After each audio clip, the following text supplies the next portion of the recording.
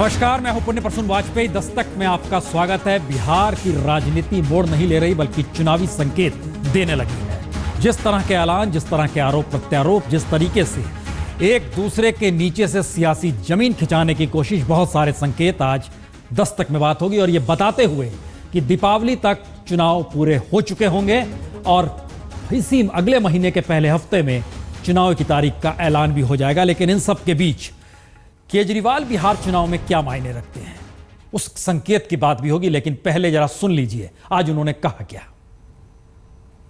वो कहावत इसमें सिद्ध होती है और ये सच्ची कहानी है। बिहार के एक युवक की कहानी है, सच्ची कहानी है, इट्स नॉट अ फिक्शन। तो मैं सब लोगों से रिक्वेस्ट करूंगा कि सब लोग इस फिल्म को जरूर देखें। और खासतौर से अब बिहार चुनाव आ रहे हैं तो सब लोगों को देखनी चाहिए कि बिहार का डीएनए किस किस्म का बना हुआ है। बात मुस्कुराहट में कही गई लेकिन इसके कई मायने हैं।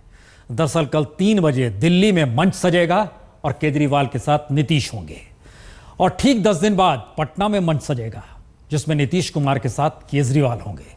मतलब जो भी निकाले जाएं, लेकिन मतलब ऐसा नहीं है कि दिल्ली में केंद्र सरकार की समझ नहीं रही है और शायद इसीलिए चुनाव का शंखनाद कहिए, मुनादी कहिए और मुद्राभिषेक कहिए, अपने तरीके से नरेंद्र मोदी ने आज कुछ इस सलीके से किया। लगा यही पहली बार कि एक चुनावी रैली है, प्रधानमंत्री नहीं बल्कि एक नेता कह रहा है जिसे चुनाव जीतना है। मैं आज बिहार के पैकेज की घोषणा यहीं से करना चाहता हूं। करो 50,000 करोड़ की ज्यादा करो, 60,000 करोड़ की ज्यादा करो, 70,000 करोड़ की ज्यादा करो, 75,000 करोड़ की ज्यादा करो, 80,000 करोड़ की ज्यादा करो, 90,000 करोड़ की ज्यादा करो। जी, अपने तरीके की पहली बोली शायद आजादी के बाद से किसी ने सुनी होगी।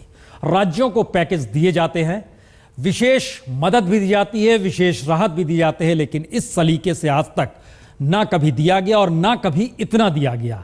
इसका मतलब क्या है और जितना दिया गया वो किस जगह पर जाके ये आवाज रुकी, रिपोर्ट देखिए।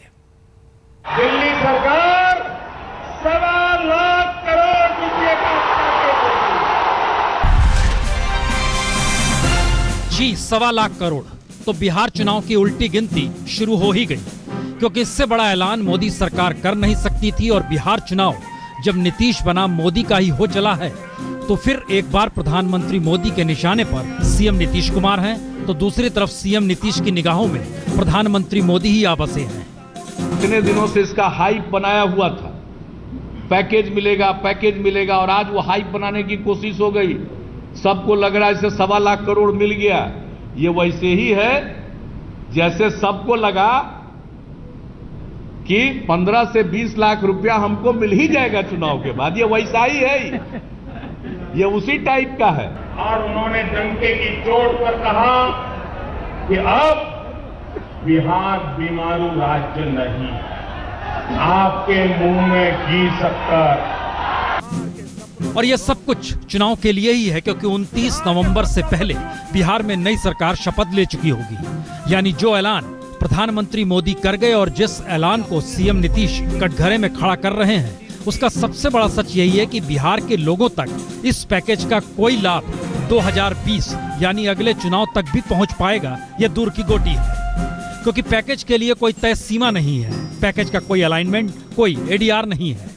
और जब 2003 में बिहार के बंटने के वक्त का राहत पैकेज का भी पूरा इस्तेमाल आज तक नहीं हो पाया, तो फिर चुनावों की तारीख के ऐलान से ठीक पहले के पैकेज का मतलब होगा क्या, यह भी दूर की गोटी है। वैसे बीते 20 बरस के हर विशेष पैकेज का सच यही है कि औसतन 15 बरस पैकेज का पैसा मिलने और खर्च करने में लगते ही रहे हैं। बजट में कहाँ है प्रावधान, बताओ आपके कहाँ बजट में है, हमको बताओ ना। जितना आप घोषणा किए हो, अब हाउस तो खत्म हो गया, रेगुलर बजट आएगा फरवरी में, तब तक इलेक्शन पार हो गया, नहीं पार हो जाएगा। बिना प्रोविजन के आप खजाना से 1 पैसा निकाल सकते हैं? बताइए नरेंद्र मोदी जी।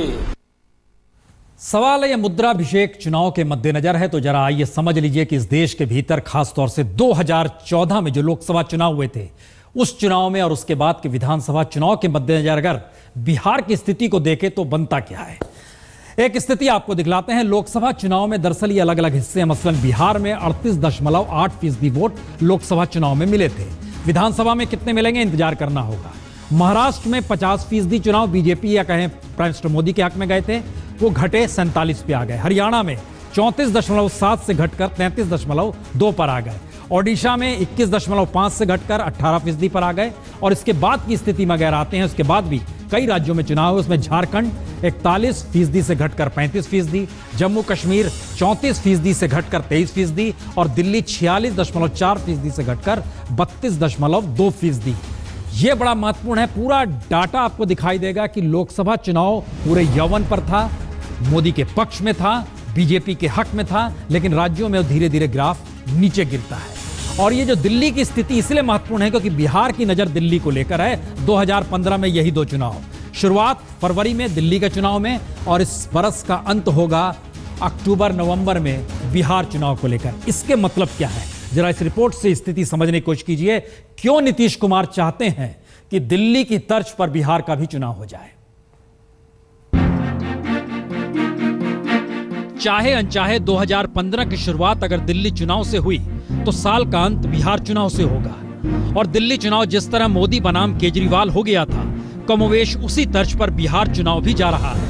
क्योंकि बिहार में भी कोई चेहरा बीजेपी ने उतारा नहीं है और प्रधानमंत्री मोदी अपने औरे और अपने कद से नीतीश को ठिकाने लगाने में लगे हैं। और असर इसी का है कि जो नीतीश कुमार कल तक हाशिए पर संघर्ष करते नजर आ रहे थे, वही नीतीश अब प्रधानमंत्री के हर हमले को बिहार की अस्मिता से जोड़कर ये कहने से नहीं चूक रहे कि एक बिहारी सब पर भारी। लोग लाख चाहें, हम नहीं खत्म होने वाले। अरे हम बिहारी हैं, एक बिहारी सब पर भारी। इतना आसान नहीं है कि खत्म हो जाएगी। तो क्या प्रधानमंत्री मोदी दिल्ली की तर्ज पर बिहार चुनाव में भी फंसते चले जा रहे हैं? क्योंकि नीतीश कुमार के लिए यह पहला चुनाव है जब उनके साथ उनके विरोधी लालू आ खड़े हुए हैं और साथ ही बीजेपी उनके विरोध में है। यानी बीते 10 बरस में सुशासन बाबू की समूची चुनावी थ्योरी उलट चुकी है। और ऐसे में नरेंद्र मोदी चुनाव के मद्देनजर उलट रहे हैं या फिर ये माना जाए कि नीतीश कुमार के लिए प्रधानमंत्री मोदी के तंज ही राजनीतिक ऑक्सीजन का काम करने लगे हैं। एक तरफ तो कहते हैं हम बीमारू नहीं हैं, दूसरी तरफ कहते हैं हमें ये दो, हमें वो दो, हमें ये चाहिए। अगर आप इसको राज्य सरकार अगर केंद्र के सामने अपनी बात रखती है, उसको आप याचना कहते हैं, आप राज्य को याचक मानते हैं। और दूसरी तरफ कहते हैं कोऑपरेटिव फेडरलिज्म, सहकारी संघवाद। ये कौन सा सहकारी संघवाद है? जो अपना अहंकार नहीं छोड़ सकते, उन्हें हमें छोड़ना चाहिए कि नहीं छोड़ना चाहिए। और फिर एक तरफ वो याचक कहते हैं मुझे और दूसरी तरफ अहंकारी कहते हैं। ये बड़ा विरोधाभासी है। भाई जो याचक हो गया वो अहंकारी कैसे हो सकता है? तो सवाल सिर्फ तू डाल डाल में पात पात भर का नहीं है। सवाल है कि राजनीतिक तौर पर बीजेपी के पास मोदी से बेहतर प्रचारक नहीं है और मोदी के खिलाफ हर एनडीए विरोधी राजनीतिक दल के पास बिहार में नीतीश से बेहतर चेहरा कोई है नहीं। मोदी अपने पद और कद के हिसाब से अपनी लोकप्रियता के शिखर पर हैं और नीतीश कद और पद के लिहाज से मौजूदा वक्त में सबसे कमजोर दौर में है। ऐसे में मुखर मोदी के सामने नीतीश बहुत ही बारीकी से एक ऐसी लड़ाई की बिसात बिछाना चाहते हैं जिससे बिहार चुनाव पूरी तरह से मोदी बनाम नीतीश हो जाए या फिर दिल्ली की तर्ज पर भी बिहार चुनाव खिसकता चला जाए। यानी दिल्ली चुनाव से शुरू हुआ 2015 का बरस बिहार चुनाव से कैसे खत्म हो, इस दिशा में दिल्ली चुनाव की तर्ज पर नीतीश अब बिसात बिछाना शुरू कर चुके हैं। और वजह भी यही है कि कल दिल्ली में केजरीवाल के साथ नीतीश कुमार एक मंच पर पहली बार नजर आएंगे और हफ्ते भर बाद ही पटना में नीतीश कुमार के साथ एक मंच पर केजरीवाल नजर आएंगे। यह सियासी संकेत नए गठबंधन के आसार नहीं है, बल्कि उन मुद्दों को लेकर एक दूसरे के खिलाफ खड़े होने वाली स्थिति को खड़ा कर रहे हैं जिसमें एक तरफ बिल्कुल बहुत साफ लगे कि प्रधानमंत्री मोदी हैं और दूसरी तरफ छत्रप है। ये स्थिति बनती चली जा रही है। हम दोबारा लौटे इस मुद्राभिषेक पर, उससे पहले एक नजरिया और समझना होगा। एक वक्त कांग्रेस ने इस देश में मनरेगा शुरू किया, एक वक्त संसद के भीतर प्रधानमंत्री ने कहा मनरेगा देश में आर्थिक तौर पर स्थितियों को और खराब कर रहा है, लेकिन वो जिलाए रखेंगे क्योंकि बताते रहेंगे ये देखिए कितनी गलत योजना थी। और संयोग देखिए, मोदी सरकार के मंत्रालय से ही निकली ये रिपोर्ट बतलाती है कि दरअसल मनरेगा का मतलब क्या है। खुद उन्हीं की रिपोर्ट है, देखिए जरा। ये आंकड़े सरकार के ही हैं, मोदी सरकार के, और आंकड़े कह रहे हैं कि 8 साल के भीतर मनरेगा कर्मियों के बीच गरीबी तकरीबन 20% घटी है। यानी गरीबों मजदूरों के लिए मनरेगा योजना सफल साबित हुई। लेकिन गरीबों किसानों के हित की बात करने वाले प्रधानमंत्री सिर्फ इसीलिए मनरेगा को जारी रखना चाहते हैं ताकि यूपीए की विफलता को प्रचारित किया जा सके। और नतीजा इसी का है कि मनरेगा पर खर्च लगातार घट रहा है। जबकि मनरेगा की एक सच्चाई यह भी है कि 45% ग्रामीण महिलाओं को पहली बार काम मिला। तो सवाल सीधा है कि ग्रामीण विकास मंत्रालय के आंकड़े गड़बड़ हैं या प्रधानमंत्री संसद में कुछ छिपा गए। और अगर ऐसा है तो सवाल लाजमी है कि ऐसा क्यों है। क्या सिर्फ इसलिए क्योंकि मनरेगा यूपीए ने शुरू की थी, वरना मौका कोई हो। मोदी बात तो सिर्फ गरीब मजदूर, किसान और वंचितों की ही कर रहे हैं, और आज भी उन्होंने यही बात की। जीवन भर दलित, पीड़ित, शोषित, वंचित, उपेक्षित, पिछड़े, अति पिछड़े, उनके कल्याण के लिए वो अपना जीवन खपा चुके हैं। मुश्किल देश की यही हो चली है कि दरअसल सत्ता में बने रहना, चुनाव जीतते रहना सरकार की पहली और आखिरी पॉलिसी बन जाती है। कोई भी सरकार हो, किसी भी रूप में हो। और ये सारी स्थितियां बतलाती हैं कि हर किसी को याद हर मौके पर चुनाव जीतना है और हाल हाल में जीतना है। इसीलिए सारे वादे और पुरानी स्थितियां गिनाई जाती है। मसलन बिहार में कोसी में जब बाढ़ आई वो 2008 का मौका था, 5 करोड़ का चेक आया। लेकिन यह किसी को याद नहीं 2002 में जब भूकंप आया था, 2001 में कहिए जब भूकंप आया था 2001-2 के बीच में, उस वक्त 10 करोड़ का एक चेक बिहार से भी गुजरात गया था। लेकिन बावजूद इसके गिनाए जा रहे हैं चेक की स्थिति भी। जरा यह भी तंज देख लीजिए। आप पीड़ा झेलते रहें, लेकिन उनका अहंकार 7वें आसमान पर था। उन्होंने 5 करोड़ रुपयों का चेक गुजरात की जनता को वापस भेज दिया। आपको तकलीफ थी तो आप कहते कि दिया हुआ पैसा हम वापस नहीं लेते। वो चेक जो गया था उसको नहीं भुनाते, फाड़ के फेंक देते। वो पैसा तो फिर मेरे ही मुख्यमंत्री राहत कोष में, जो राज्य का मुख्यमंत्री राहत कोष है, उसी में रह जाता। उसमें तो पैसा निकलता नहीं। मसला सिर्फ कोसी की बाढ़ का नहीं है। मसला है कि इस देश के भीतर बीते 20 से 25 बरस के जो आंकड़े हमने निकाले, उसमें इस बात की जानकारी मिली कि हर राज्य एक दूसरे राज्य को अपने तौर पे मदद करता ही है। बहरहाल एक कदम और आगे बढ़िए। बीमारू शब्द कहां से निकला? यह शब्द कहां से आया कि दरअसल जो राज्य पिछड़े हुए हैं उनको किस रूप में मदद की जाए? यह बात कहां से आई कि विशेष राज्य का दर्जा मिल जाए तो कहीं ज्यादा लाभ होता है बनिस्बत इस तरीके के पैकेज के? जरा यह भी समझ लीजिए। 1980 के दशक में आर्थिक विश्लेषक आशीष बोस ने 4 पिछड़े राज्यों बिहार, मध्य प्रदेश, राजस्थान और उत्तर प्रदेश के नामों के पहले अक्षरों से एक शब्द गढ़ा, बीमारू, जो हिंदी में बीमारू राज्यों का पर्याय भी था। लेकिन एक दशक तक बिहार में राज करने के बाद नीतीश नहीं चाहते कि बिहार को अब बीमारू कहा जाए, क्योंकि इससे उनके विकास के सारे दावे धुल जाते हैं। लेकिन मोदी बिहार की बीमारू छवि के आसरे नीतीश को कटघरे में खड़ा करना चाहते हैं। योजना आयोग की रिपोर्ट कहती है कि 2001 से 2005 के बीच गुजरात की जीडीपी विकास दर 11% थी और बिहार की महज 2.9%। यानी उस वक्त बिहार बीमारू था। लेकिन नीतीश ने सत्ता संभाली तो 2006 से 2010 के बीच बिहार की जीडीपी की विकास दर पहली बार 2 अंकों में पहुंचते हुए 10.9% पर अटकी। इसी दौर में मोदी गुजरात के सीएम थे, लेकिन जीडीपी की विकास दर 9.3% ही रही। यानी नीतीश अपनी जगह सही है और मोदी अपनी जगह। यानी बिहार बीमारू नहीं है, और मोदी बिहार को बीमारू साबित कर नीतीश को कटघरे में खड़ा करना चाहते हैं। लेकिन सवाल विशेष राज्य के दर्जे का भी है। विशेष राज्य के दर्जे का मतलब है केंद्र की तरफ से मिलने वाले पैसे में 90% अनुदान, सिर्फ 10% मदद पर ब्याज देना होगा। उत्पाद शुल्क में खास छूट, निवेशकों को राज्य में निवेश करने पर टैक्स छूट। तो नीतीश चाहते हैं कि विशेष राज्य का दर्जा मिले तो राज्य विकास की रफ्तार पकड़े। लेकिन अमूमन देश के आर्थिक रूप से पिछड़े और जनजाति बहुल आबादी वाले पहाड़ी इलाके अथवा पड़ोसी मुल्क की सीमा से लगे हुए राज्य इसके अंतर्गत आते हैं। नीतीश के विशेष राज्य के दर्जे पर बीजेपी ये कहते हुए भी पलटवार करती है कि जब बिहार का बंटवारा हुआ था तब नीतीश केंद्र में रेल मंत्री थे, तो उन्होंने उस वक्त विशेष राज्य के दर्जे के बिना क्यों बंटवारा होने दिया और क्यों सिर्फ स्पेशल पैकेज ही काफी माना।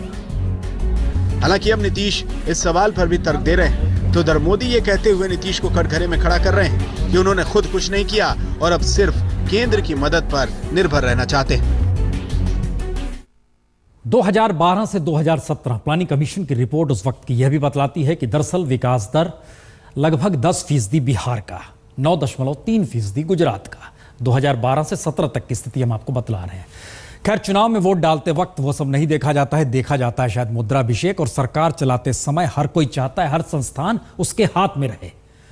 कैसे, किस रूप में रहे, इसके लिए भी एक नई व्यवस्था पहली बार की जा रही है। जरा इस रिपोर्ट को देखिए, यह भी पहली बार हो रहा है। प्रधानमंत्री मोदी की सलाह पर पहली बार ऐसा हो रहा है जब ट्रेनिंग के बाद सीधे राज्यों में जाने के बजाय नया आईएएस अधिकारी अब पहले केंद्र सरकार से प्रशासन के गुर सीखेगा। 2013 बैच के 180 आईएएस अधिकारी 31 अगस्त को मसूरी से सीधे दिल्ली पहुंचेंगे। इन युवा अधिकारियों को केंद्र सरकार के अलग अलग मंत्रालयों में सेक्शन ऑफिसर का काम संभालना होगा। हालांकि इन्हें असिस्टेंट सेक्रेटरी का रैंक दिया जाएगा। इस नए बदलाव के पीछे केंद्र सरकार का तर्क है कि जब अधिकारी बाद में केंद्र सरकार में काम करने आते हैं तो उन्हें केंद्र में काम करने की बेसिक जानकारी नहीं होती। सबको एक यूनिफाइड तरीके से दिल्ली सरकार की कुछ प्रारंभिक अप्रेंटिसशिप अगर मिल जाती है, ट्रेनिंग मिल जाती है, तो उनके कैरियर में वो एक बड़े दृष्टि से अपने अपने इलाका में, अपने अपने राज्यों में जो फील्ड लेवल की काम करेंगे उनको काम करने में और दृष्टि मिलेगी। परंपरा के मुताबिक आईएएस की ट्रेनिंग के बाद युवा अधिकारी सीधे राज्य में शासन की पहली इकाई जिले में जाकर काम करता है। करीब 8 साल तक राज्य में डीएम से लेकर अलग अलग पदों पर काम करने के बाद वो केंद्र में आता है। तो क्या अब मोदी सरकार आईएएस अधिकारियों को प्रशासन का अपना कोई खास पाठ पढ़ाना चाहता है? स्थितियां उलट रही हैं, लेकिन याद कीजिए गुलजार को, क्योंकि आज उनका जन्मदिन है।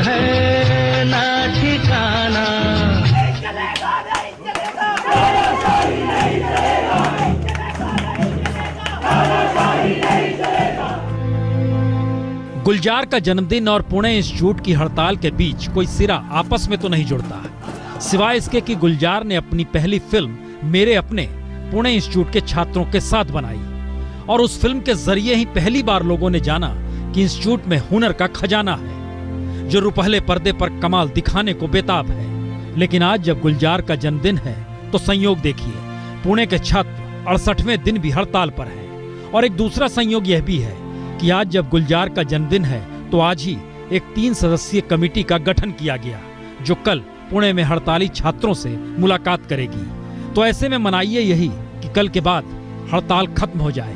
वैसे एक सच यह भी है कि गुलजार को कभी किसी फिल्म इंस्टीट्यूट की तरफ देखना नहीं पड़ा, लेकिन बात चाहे स्क्रिप्ट राइटर की हो, गीतकार की हो या निर्देशन की हो, गुलजार बीते 50 बरस से जिस मुकाम पर हैं उसके बाद सिवाय वह गुलजार कहने के अलावे कुछ बनता भी नहीं।